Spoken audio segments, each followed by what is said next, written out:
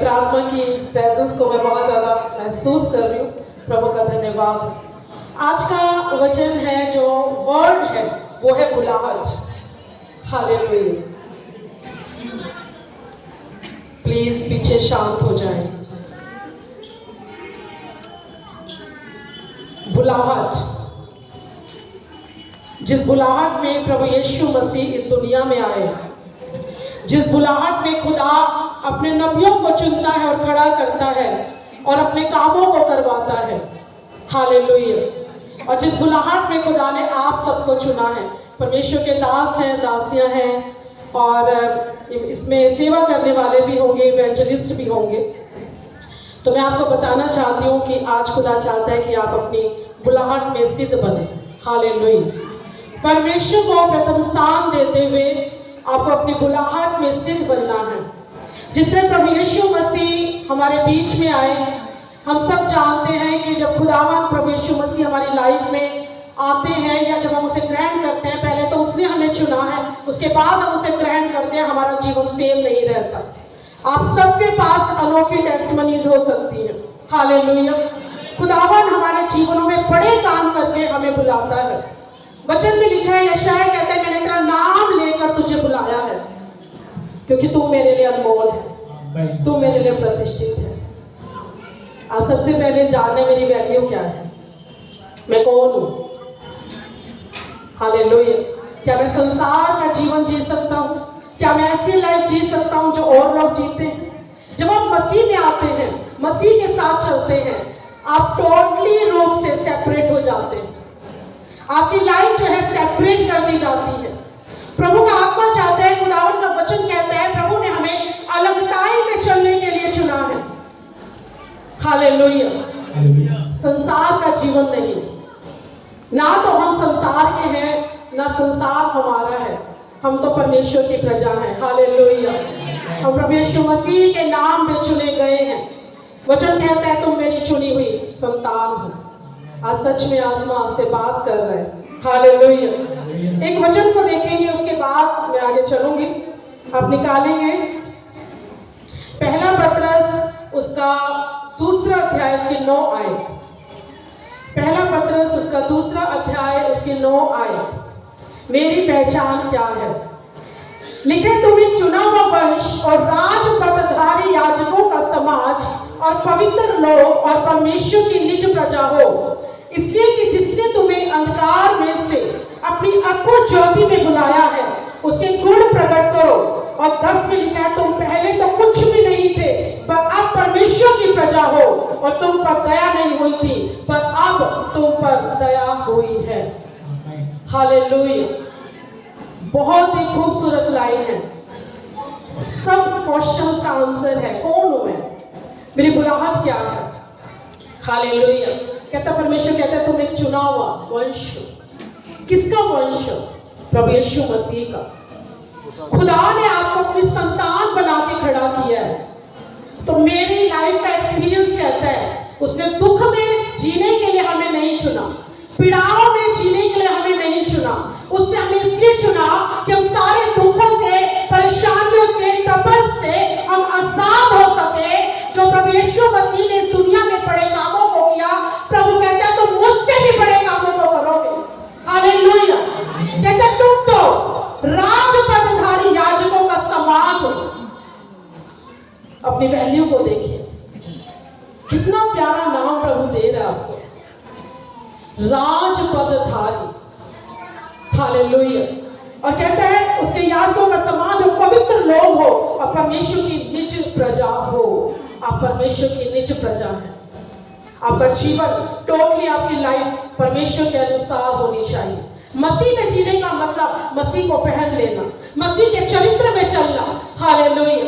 और जब आप मसीह को पहनते हैं, मसीह के चरित्र में चलते हैं, तो आप अपनी बुलाहट में सिद्ध होते हैं, और परमेश्वर आपकी लाइफ में वो कर पाता है जो आपके लिए चुना गया है। हालेलुया। प्रभु यीशु मसीह पिता की इच्छा को पूरा करने इस दुनिया में आए। ये महीना हमारा पूरा आनंद का महीना है, दिसंबर जॉय से भरा है। हमारी लाइफ में आनंद है कि हम जिंदा खुदा की संतान हैं, हम जिंदा परमेश्वर की महिमा करते हैं, हम जिंदा परमेश्वर के नाम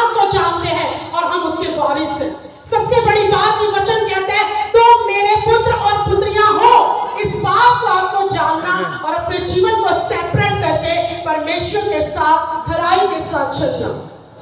हालेलुया। क्योंकि वचन दो धारी तलवार है। आप वचन को ऐसे ना माने कि लिखा है आपके मनों को संतुष्टि दे रहा है। नो, मैंने वचन को अपने जीवन में पूरे होते हुए देखा है।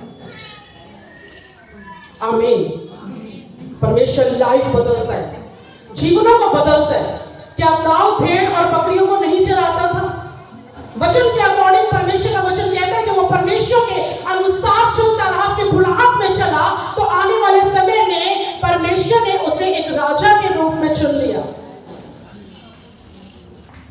हालेलुया।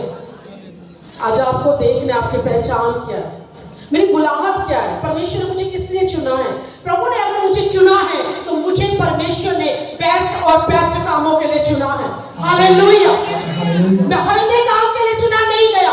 मैं कभी भी अंगीकार नहीं करती कि मैं छोटे कामों के लिए चुनी गई। कहता है प्रभु का वचन कहता है तुम मुझसे भी बड़े कामों को करोगे, क्योंकि जो आत्मा हम में वास करता है वो हमारी लाइफ में बड़े कामों को करवाता है।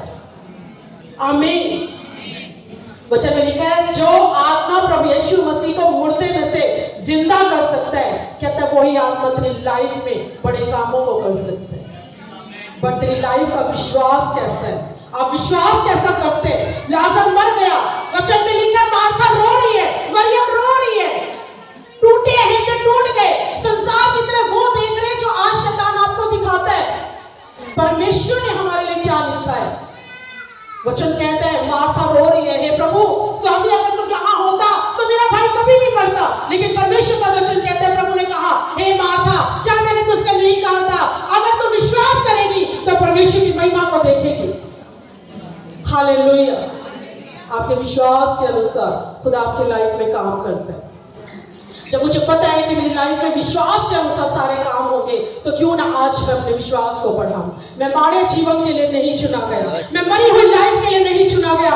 जिस आत्मा ने प्रभु यीशु मसीह को जीवित किया वही आत्मा तुम्हारी मनहार जीवनों को, मरी हुई चीजों को जिंदा करने की ताकत रखता है। हालेलुया।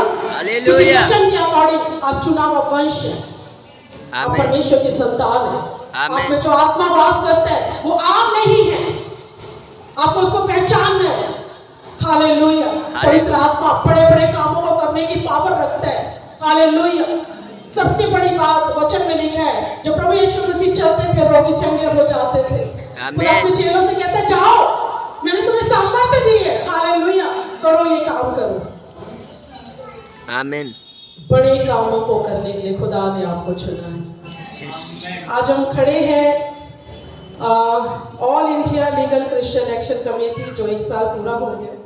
मैं प्रभु से प्रार्थना करी थी खुदा इससे ज्यादा बड़े काम खुदावन हम आने वाले समय में देखने पाए। आमीन। क्योंकि परमेश्वर ने अपने लोगों के लिए माड़ा कुछ नहीं रखा। जो खराई से प्रभु के साथ चलते हैं, अपनी बुलाहट में सिधाई से चलते हैं, उनके लिए बेस्ट और बेस्ट रखा है यीशु के नाम में। आमीन। अगर हम देखें एक वचन को देखें, पहला पत्रस पहला अध्याय उसके 22 आयत को, लेकिन तन मन लगाकर एक दूसरे से अधिक प्रेम करो, एक दूसरे के साथ प्यार करो। हालेलुया। एक दूसरे के लिए प्रार्थना करो। वचन कहता है जो गिर रहा है उसे उठाओ, एक दूसरे की सह लो। हालेलुया। और सबसे ज्यादा आपको परमेश्वर की उस आवाज को सुनना है जो खुदा आपसे बात करना चाहता है। आमीन। आप सब एस्तर की स्टोरी को जानते हैं। एस्तर महल में पहुंचाई गई, क्यों? क्योंकि वो एक बुलाहट में थी। कुछ भी ऐसा नहीं था कि नहीं अच्छा बस्ती उस स्थान से हटाई गई।